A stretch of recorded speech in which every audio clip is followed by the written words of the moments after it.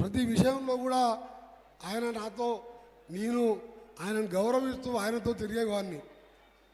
నేను ఇవాళ 5 సార్లు ఎమ్మెల్యేగా ఒకసారి ఎంపీగా గెలిచినా నడుతున్న దాంట్లో ఇంత కూడా లేదు. నేను ఆయన కంటే ఆయన ఒక పెద్ద మహోన్నత వ్యక్తి. ఆయన అలాంటి వ్యక్తి ఈరోజు నిన్న 100 ఏళ్ళు ఆరోగ్యంగా ఉండాలని, ఆ కుటుంబం అంతా చల్లగా ఉండాలని, 5 అన్నదమ్ములు 10 ఎకరాల భూమి, మనిషికి 2 ఎకరాలలో వ్యవసాయం చేసుకుంటూ వచ్చిన జీతం పేదోళ్ళకు సహాయం చేస్తూ ఎమ్మెల్యే జీతాన్ని ఆ 2 ఎకరాల మీద వ్యవసాయం ఆయనే స్వయంగా చేసుకుంటూ ఆ కుటుంబాన్ని సాగించిందంటే ఇది మామూలు విషయం కాదు.